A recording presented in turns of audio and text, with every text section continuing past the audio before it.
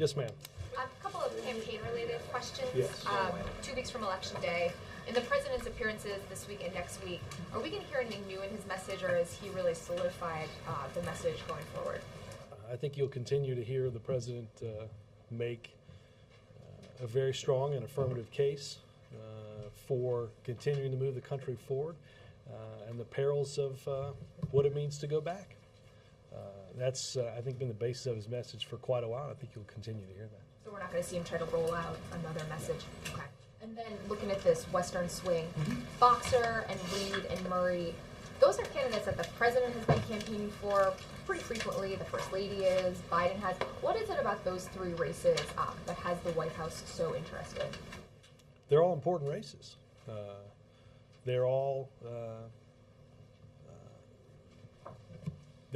They're important votes in the Senate. They're important races. President knows each one of them from his work and their work in the Senate, and is anxious to go out and campaign for all 3 of them. Does the president feel like he can be more effective in those states than states like Arkansas or West Virginia? Look, I think the president, if you look at, has campaigned in states throughout the country. Just this past weekend, we were in Ohio. I think people tend to forget that before Governor Patrick, there was 16 years of Republican governors in the state of Massachusetts. Not exactly easy gubernatorial territory, at least in the recent past for Democrats. So the president's going to go and hit a lot of places. The vice president, the first lady, they'll all hit important races as we head to the finish of the campaign season. Is there anything you can tell us about his schedule for next week? What states are we hitting? Not yet. Yes, sir. Robert, is the White House concerned that some banks are lifting their foreclosure freezes too soon? Well, Jeff, as you saw the statement that I put out, there is an ongoing process through FHA, started before this round of stories, where we had concerns and wanted to ensure that services are complying fully with the laws of this country. Tomorrow at HUD, there's a meeting of regulators, including Secretary Donovan, Secretary Geithner, Tom Pirelli from the Justice Department, to talk through sort of where we are on our look at this process, and that process, again, as I said, is will continue over the course of the next several weeks. You mentioned your statement this morning.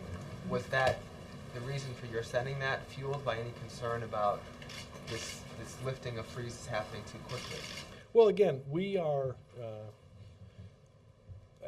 our concern has been ensuring that the process adequately complies with the law.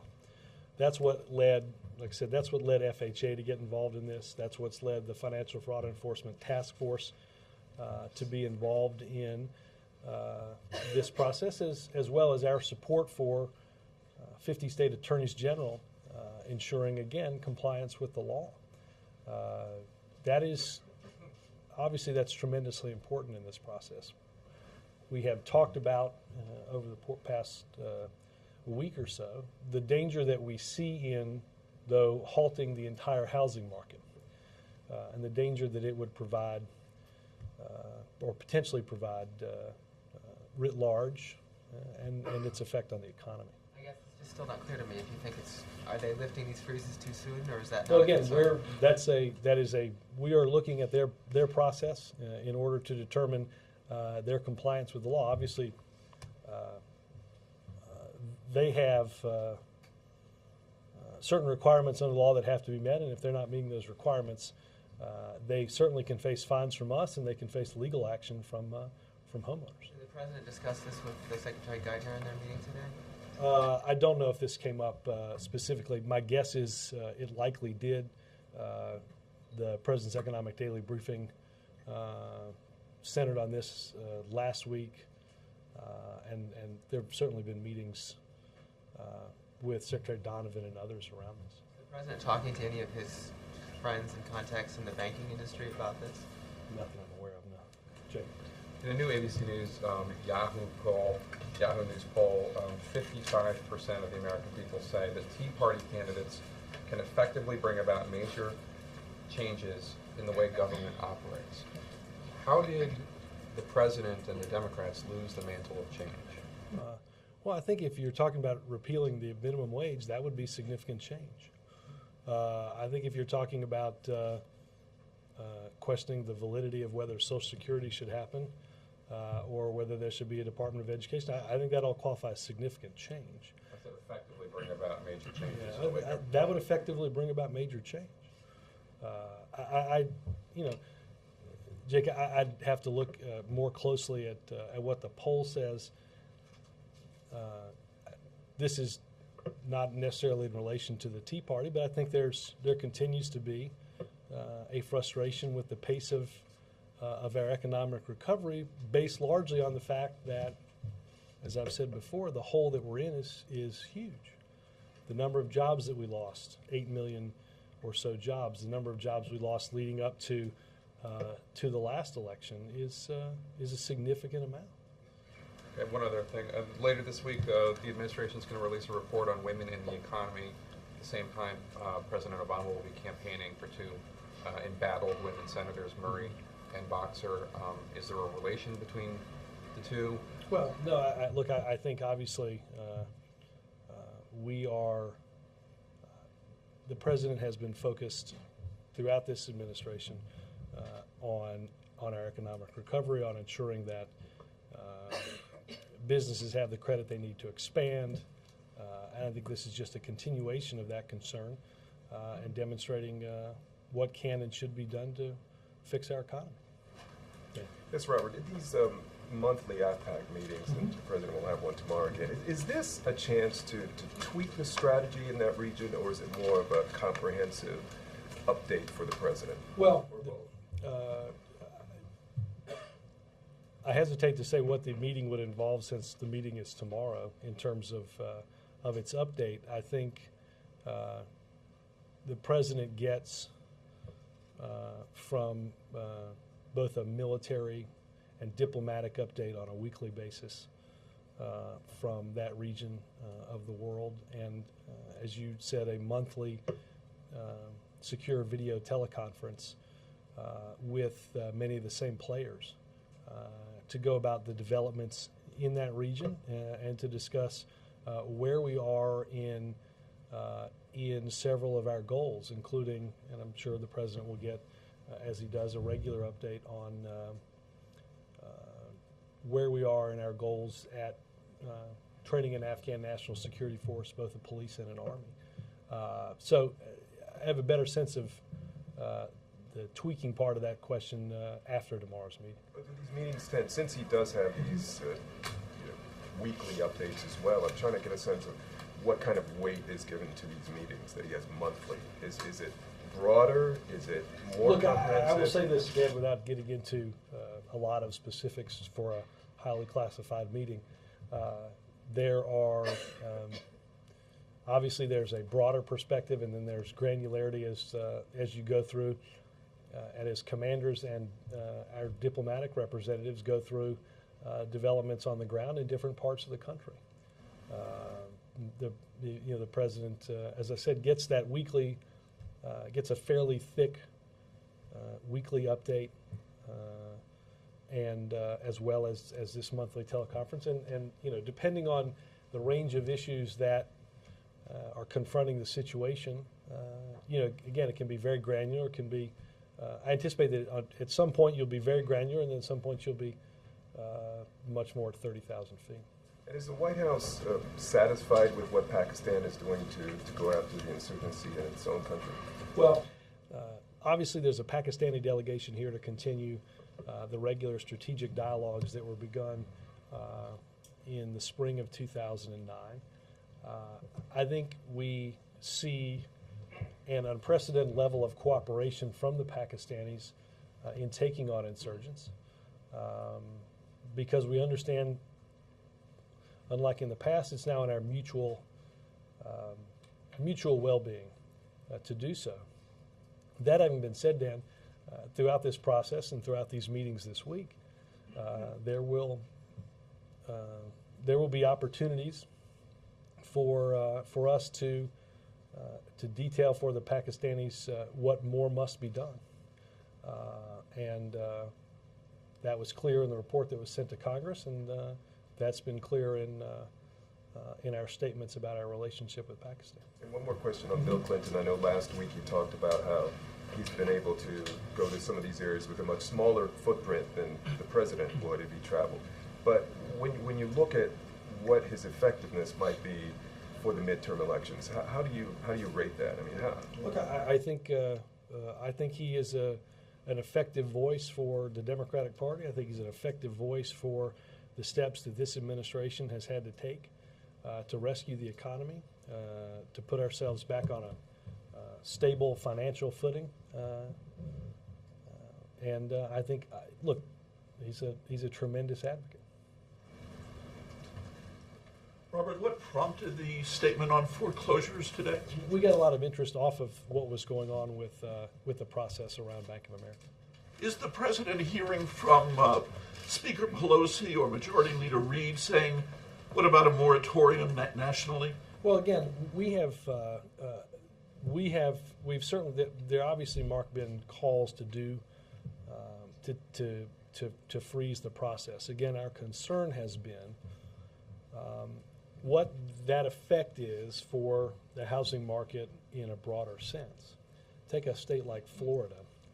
About a little more than a third of the housing transactions that are going on right now are individuals who are purchasing long foreclosed, previously foreclosed homes. That's in many places what is beginning to spur a housing recovery in places that have been hit extremely hard with the housing crisis and the great dip in housing prices, which obviously leads to people being underwater in their mortgage and the economy writ large in their ability to make those payments. So our concern with that moratorium is that a process that has followed all aspects of the law and is in the midst of a contract to purchase that from somebody else, that process is frozen too. We believe that, as I said in the statement, all servicers must comply with the law. They'll be held accountable if they don't. But at the same time, we see the downsides of what a moratorium could do to the larger housing market.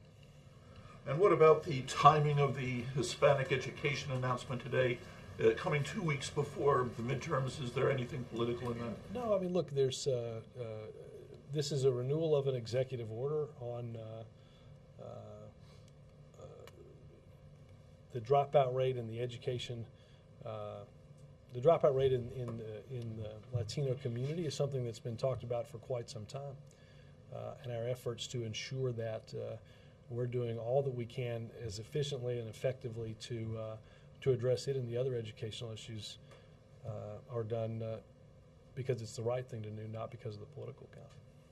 Robert, what does it mean to the president, to the White House agenda, to retain control, Democratic control in the Senate? Well, look, there's.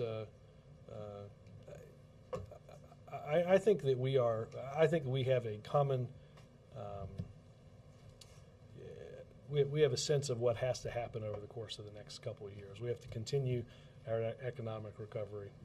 The president had outlined in the past month or so ideas for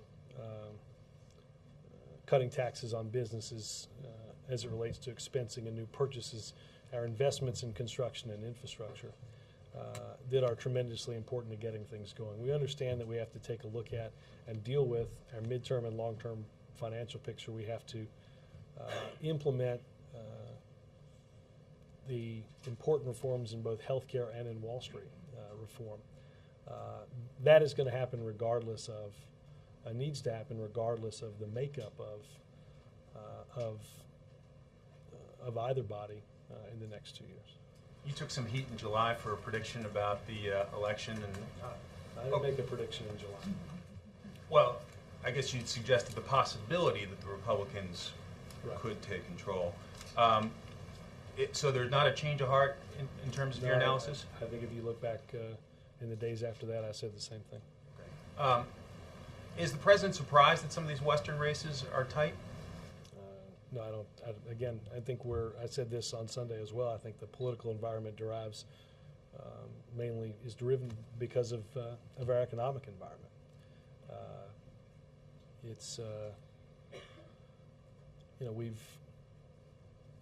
We're at 9.6% unemployment. We've seen 8 million people lose their jobs. We've been dealing with a housing crisis for several years, all of which we're making progress on. Housing market largely stabilized. 9 months of private sector job growth. We're moving in the right direction. I think that's the president's message out on the campaign trail, because that's what we see as the facts on the ground. Kentucky Senate race has gotten kind of nasty over a campaign ad about Rand Paul's religion when he was in college. Does the president think it's time to move on from digging into people's religion, particularly in their youth? Or I've not talked to I've not seen the ad. I have not talked to the president about the ad. You guys have proposed a $250 emergency payment to seniors because there's no cost of living adjustment this year from Social Security. I just wonder, the reason Social Security didn't enact another COLA is because the cost of living didn't go up. So I just wonder how you justify spending $13 billion on it. Look, we've seen an economy that has seen the savings of seniors as a result of investments change dramatically. Is $250 going to help with that then? I think it did when we did it in the Recovery Act, just like I think it did with Make Work Pay, and I think it would make a difference in the lives of seniors now, yes. You mentioned the Making Work Pay tax cut, which obviously I think was about a third of the stimulus for these tax cuts. Right. Making Work Pay was, if my math is correct, about 40 of the $290 or so billion in tax cuts, yes. Okay, so you had those tax cuts and the stimulus. Our poll, for example, continually shows people don't think health care is a good idea. I wonder if you feel any responsibility that Democrats are fighting so hard in these races, and a lot of them, frankly, losing because of a failure to communicate on some of these policies. In particular, a lot of people not even knowing, for example, realizing that they got a tax cut. Well, again, because in some of these places, you may have states and localities that have raised property taxes or raised different taxes in order to deal with budget gaps and budget deficits. In terms of Making Work Pay, we modeled Making Work Pay differently than tax cuts that had been done previously, where one check was mailed out, and when people get one check, they realize this is all we're getting. And in terms of that, it's harder to get that money back into the economy. If people get it spread out in a consistent way, and we know from economic data that people tend to spend that money, that was the point of that tax cut. So, could that have been explained better? It's more of a political question as opposed to the substantive reasons why you designed it that way. No, it was we did it based on the substance of wanting to get the economy moving again. Look, we've seen just in the last couple of days, fairly prominent Republican pollster, you mentioned health care, discuss why it's not such a good idea to talk about repealing health care reform, right? The seniors that got checks that to start beginning to close the donut hole, something that was left as part of the Prescription Drug Act that was passed in the early 2000s. That people up to 26 can stay on their parents' insurance. That for the first time they're making decisions. Families are making decisions that are not at the mercy of a child that's sick, getting kicked off of their own health care. I think those are issues that make a real difference in people's lives. You've spoken numerous times about the Republican failures to work with you on various issues. Given looking ahead to next year, are you considering at all what the White House, if the White House needs a different approach in working with Republicans? Well, look, we will continue to reach out to those on the other side of the aisle to get things done on behalf of the American people. We will, I did see, I think it was an ABC poll that demonstrated that the president, American people view the president as having, by about a 2-to-1 margin, the willingness to work with others to solve problems. The same poll shows that by a 2-to-1 margin, Republicans in Congress are not seen that way. So I think the actions of the Republican Party in deciding not to be part of helping on economic recovery, despite the fact that they have on occasion asked to be part of the spending on economic recovery, not doing anything on Wall Street reform and things like that. I think regardless of the outcome of the elections, people are going to, voters will expect that the two parties will work together to solve their problems. That's what they expected after 2006, after 2008, and that's, I think, what they're likely to expect after 2010. You've just explained how you guys have done such a good job at that. So my question is whether, given voter expectations, you think that you should continue to approaching it the same way that you have, or whether the White House needs to change it. I think we will continue to reach out to the other side of the aisle to solve the problems that the American people most want us to address. You'll have to ask Mitch McConnell, who stated quite clearly that the strategy was not to cooperate and to say no. You'll have to ask John Boehner, who, as I have used the example before, put out the statement opposing the stimulus as the president was about to load the motorcade to go to Capitol Hill to talk to the Republican caucus about the Recovery Act. Quick thing coming off that, how do you see this changing with this influx of, I mean, you've acknowledged that Republicans are going to win seats, and a lot of them are going to be Tea Party candidates. I don't know what I don't want to get in the business of what the makeup is. I think that even as you look at voter preferences, looking underneath the numbers, people want the two sides to work together. They want us to address the issues that they face. I mean, you look back at, let's say, 1994, and if you look at the standing, just look at the standing of the Republican Party leading into 1994 and leading into 2010, and you have a fairly stark difference in how the party is viewed. And I think that's because the Republican Party has, through its political strategy, not offered a series of alternative ideas. They've just said no. Do you think that's going to get better? You have the president's reelect in 2012. You have a lot of the moderate or the Republican senators who are deal makers are going to be out. I think the message from voters will be that we want people to solve problems.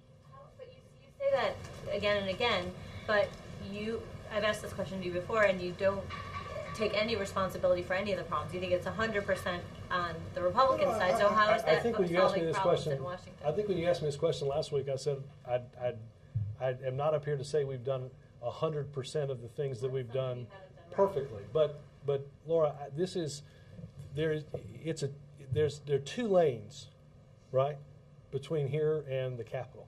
One that goes this way and one that goes that way, right? When we were loading up the motorcade to go that way, the statement was coming this way. You know, when I think it was with the New York Times, Mitch McConnell said our strategy was to simply say no to everything. Am I surprised that there hasn't been massive political cooperation when the leaders of both parties have told newspaper reporters that their strategy is to say no to everything? No, I'm not that naive. I can read.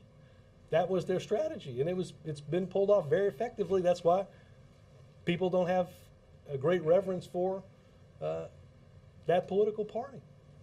Peter. Robert, a few minutes ago you said that you have a sense of what has to happen in the future. To what extent have you all been planning for the various midterm course correction scenarios that are going to happen in a couple of weeks? In what way? Well, to what extent has the White House been gaming, been planning how it's going to respond if, if the Republicans take control of the House, if they make big gains in the Senate? I have not been, and I don't know of a massive number of meetings on that. I think, Peter, we've been focused on what we have to do at hand. There'll be time for that later. So you're going to wait until... Well, again, it's not as if there aren't plenty of things to do in the next 2 weeks. What's the point of having a trigger for cost of living increases for Social Security if every time that trigger isn't met, money just goes out anyway? Well, I'd take into account the economic situation that we're in and understand, as I said earlier, that we've seen what happens, and we've seen what has happened to people's life savings, to their investments, and to the struggles that they've had in this economy. Our belief was that this is still something that is needed, and that's why it was proposed. I'm sorry. How closely is the administration involved in these regulatory reviews for foreclosures as far as if something arises that might need a policy remedy? Well, again, we've had fairly regular meetings here. We have, like I said, the president, the president spent time specifically on this within the past week, even as FHA has several weeks ago begun looking into that process. We will, as these evaluation processes, these investigations conclude, we'll see what those show. Look, I would be remiss if I didn't mention that some of this will ultimately fall to the role of the Consumer Financial Protection Bureau, an office that, if we roll back Wall Street reform, won't exist. I think that's important as we move forward in ensuring that we have a voice that's on the side of consumers in this process. Robert, 2 questions. Twice in recent weeks, the President has quoted from the Declaration of Independence and has omitted the Declaration's reference to rights, quote, endowed by their Creator. Why did he omit this part of the Declaration? I haven't seen the comments, Lester, but I can assure you the President believes in the Declaration of Independence. Okay. In his interview with Rolling Stone, the Are President... you a subscriber, Lester? No. I thought you might be slightly out of In his interview with Rolling Stone, the President called Fox News, quote, destructive to the country. And my question, does he also believe that talk radio is destructive to the country, or is it only Fox News? I don't remember the exact quote of the President's, Lester, but speech is obviously important in this country, but facts involved in that speech are equally important as we enter into these political debates. I think that's what his objection largely has been. John? A federal judge in California has made it clear she's not going to probably uphold the stay of the injunction of Don't Ask, Don't Tell. And the President said recently that Don't Ask, Don't Tell will end on his watch. Is he or will he put pressure on Harry Reid, Senate Majority Leader Harry Reid, to push for a vote during a lame duck session, 1? And 2, depending on what happens after the midterms, how does the President see ending Don't Ask, Don't Tell if he has diminished majorities or no Democratic control? Right. Well, first and foremost, in terms of, well, let me, the process obviously with the judge will render on her own ruling. That then likely goes to a 3-judge panel to consider. And we're certainly monitoring developments, as is the Department of Justice. The President believes that the policy will end under his watch precisely because in the Senate, in the Defense Authorization Bill pending in the Senate, is a provision that would repeal what the President believes is unjust, what the president believes is discriminatory. It's passed the House. The president will push for defense authorization to be passed containing that provision when the Senate comes back from the lame duck. We have obviously a lot of important business in that legislation. The repeal of Don't Ask, Don't Tell is certainly one of those aspects. My sense is if you can get through a filibuster, and again, everything takes 60 votes these days, that there are a majority of U.S. senators that believe, as the president does, that this policy isn't right, and that it harms our national security. So the president will work during the lame duck to ensure that that bill is passed, and that what's passed the House and what's passed in the Senate can end up on his desk for his signature. Let me just, Jonathan, again, I think if we can get past the procedural hurdles that a majority of the U.S. Senate believes, as the president does, that it is time for this policy to change. The courts have, in a number of different instances out west, have determined that the lifespan of this policy is coming to its natural end. I think that that was recognized in the House. I think will be recognized in the Senate, and the law will be repealed. If the president believes that, then why doesn't he repeal it now? Is he just waiting until after the election? Well, we can't repeal it now because the Senate's not here. And remember, the law that was passed in the early 90s does not give the power to repeal the law to the commander-in-chief. It's a congressional action that can only be durably repealed through another legislative action. So I think the president was asked last Thursday at the town hall, why not simply sign an executive order like Harry Truman? The law that was passed, I guess in 1993, does not afford for executive action to remove the law. The Justice Department stands down on it. The Justice Well, Department. again, as we've said last week, we believe the law should be repealed, and we believe that as the Pentagon studies a process for an orderly transition, that we think will come to pass and repeal the law. Did the judge nullify the law? Yes. Well, then there is no law anymore. Again, the earlier answer that I gave, which is that we believe that a process has to be put in place for that orderly transition. Yes, since the Justice Department is officially appealing the case, is it necessarily true that the president believes that Don't Ask, Don't Tell is a constitutional law? Again, I have enumerated for you the president's belief that that it's unjust, it's discriminatory, and that it harms our national security. But you've never enumerated for us his belief on the constitutionality of the. I'm confused though. If it does end up in Congress going to a filibuster, would you guys force a filibuster? Because you've never done that before. Force a filibuster? I don't know what. Where you actually, if you were saying that if it can get through a filibuster, Republican filibuster in Congress, right? But you've never actually forced a filibuster before. You've never vetoed or called the Republicans bluff on anything. Well, maybe I'm confused at what you're. We have.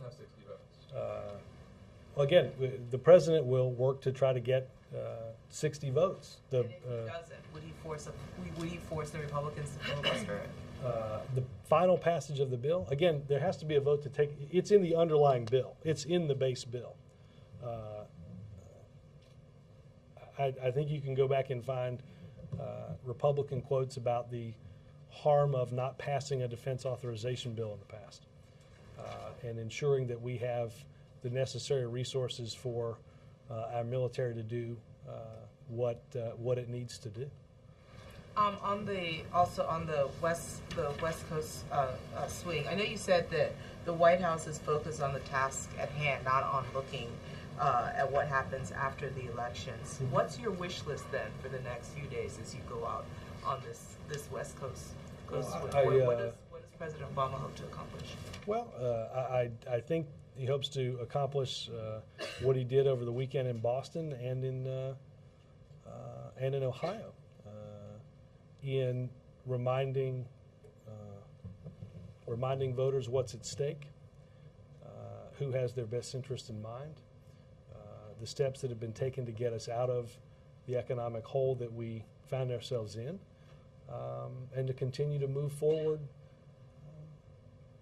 on those policy decisions. That's, I think, been the basis for what he's talked to voters about over the past couple of weeks, and I expect that will continue tomorrow and throughout the trip out west.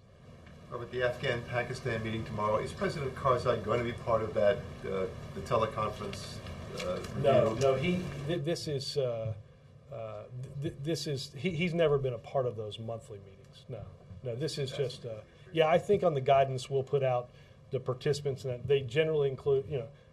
They look a lot. The roster looks a lot like the Afghan policy review meetings of last fall. And to what extent is there going to be an assessment of the peace feelers with the Taliban that we've been hearing and writing about? Reconciliation led by the Afghans has been a topic of many of the past meetings. I expect that we'll get an update from General Petraeus, Ambassador Eikenberry, and others on where they see the progress on those talks and their hopes for seeing that progress continue. I anticipate, as in the past, that will be a big topic tomorrow. The New York Times has a story today that starts out with, what if a president cut Americans' income taxes by $116 billion and nobody noticed? They had a poll last month that said that fewer than 1 in 10 Americans knew that this administration had lowered taxes. Why hasn't the administration been able to effectively communicate that? And as you said, the president isn't changing his message. I'm apparently failing in effectively being able to communicate that, because I got that question like 2 rows ago. So apparently it's me. I can't get the same answer through about 9 different people. I'll try it one more time to underscore my personal ineffectiveness at communicating through an entire row of people, that we're in an economic situation that is unprecedented, that as the federal government cut taxes and we saw the economic impact of the Making Work Pay tax cut into the paychecks of individuals, families, that went on to spend that money and increase consumer demand and increase consumer economic growth.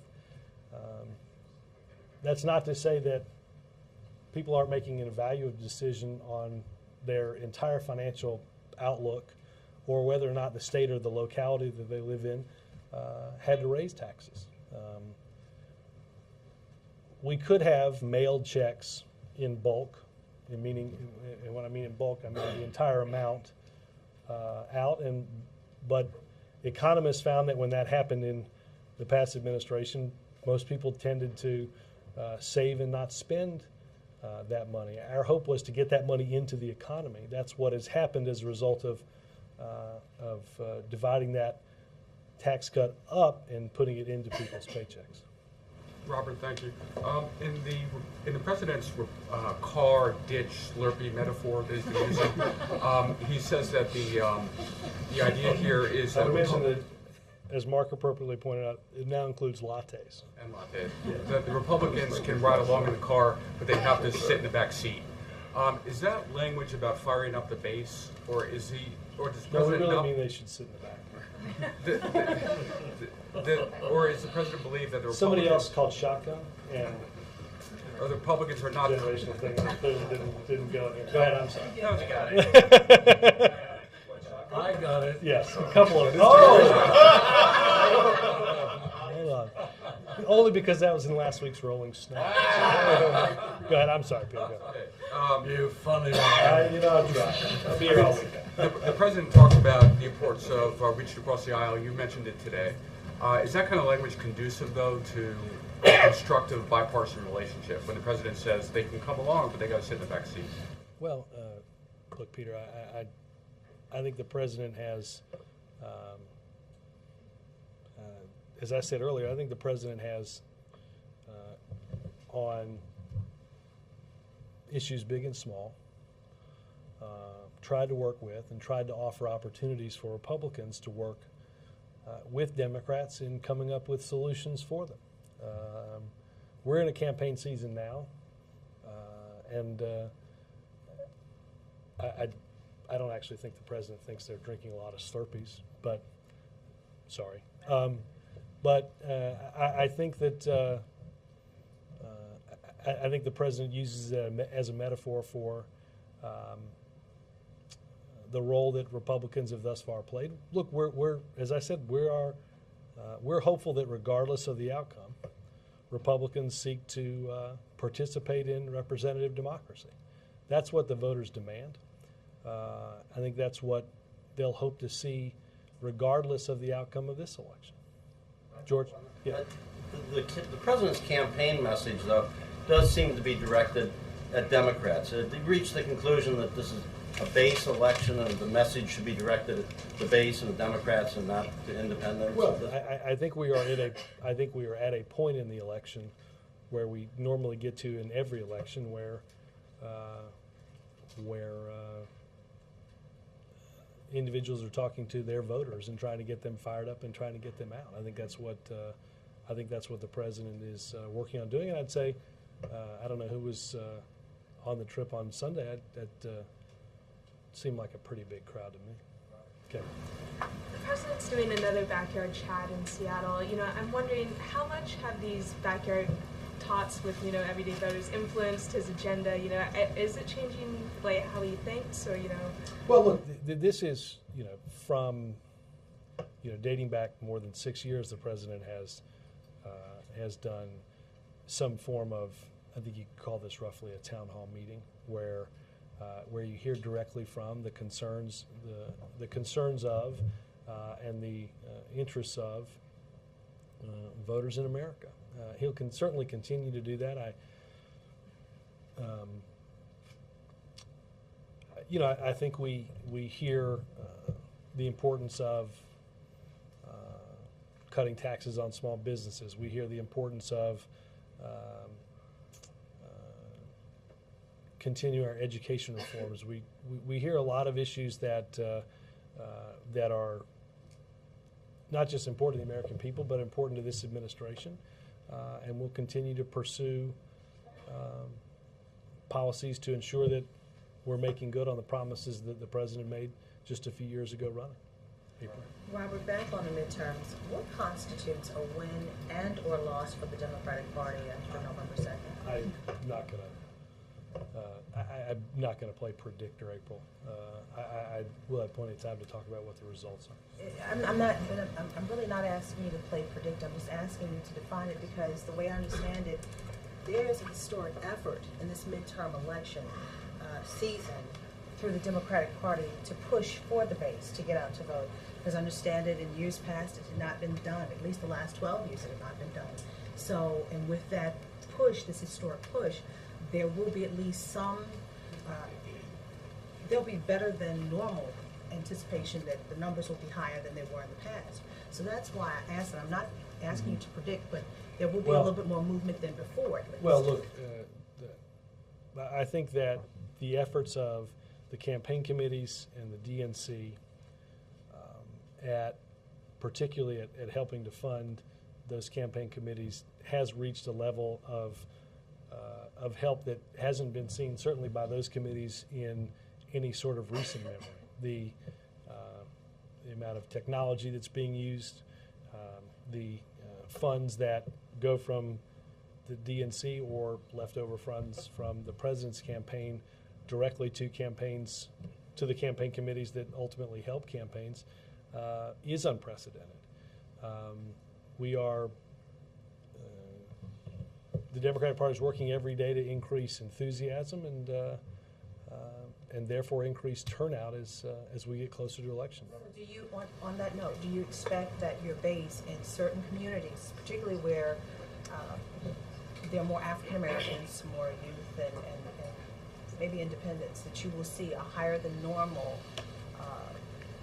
poll numbers showing? Well, look, as compared to 2008, look, I will say this, that there rarely are instances in which the composition and the enthusiasm in a presidential year is obviously always different in an off-year election, by definition. They're different in special elections. It's our hope to take, in these races, a winning coalition and put them together for the Democratic candidate. That's not to say that again, the composition and the level, we're not going to have as many people vote in 2010 as we had in a presidential election, simply by definition of the fact that they're off-year elections. Stephen? Did the President agree with David Cameron's contention last night in their phone call that the UK would still have a first-rate military after the defence cuts? I noticed that it didn't say that he did during the readout you put out. I can certainly check the readout, but I think that our view is that certainly the level of help and cooperation that we get and the sacrifice of that country in places like Afghanistan is vital and important to our coalition, and that they will indeed continue to have a first-rate military. May I follow up, Robert? Since that call, today Britain announced the defense budget will fall 8%. Is the President still confident, knowing that the amount of troops, planes, tanks, etc., will be cut by that kind of a figure? Again, I think it's safe to assume that some discussions prior to that phone call that led us to believe that indeed the readiness and the capability of the British military would continue. Thank you. Thanks, Robert. Yep. In this busy campaign season, how is President preparing for his trip to India next month, and what does he want to achieve during this trip there? Well, and we'll have a chance to go through some of the briefings on this in the days upcoming. But look, obviously,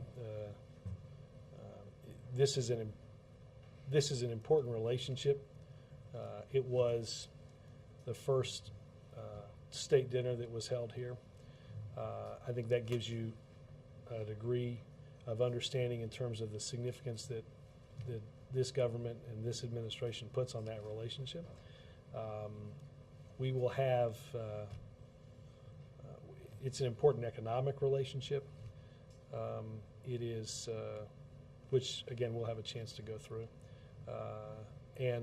So the President is involved in fairly regular meetings with the national security team to ensure a successful visit not long after the elections. It's an important trip. We understand, look, just from the viewpoint economically, we understand what we have to do to create jobs, to grow our exports, to ensure that it just doesn't fall on American consumers to drive world demand. That's a lot of what you'll hear the President talk about on that trip, and hopefully have some tangible results from it. Thanks, guys.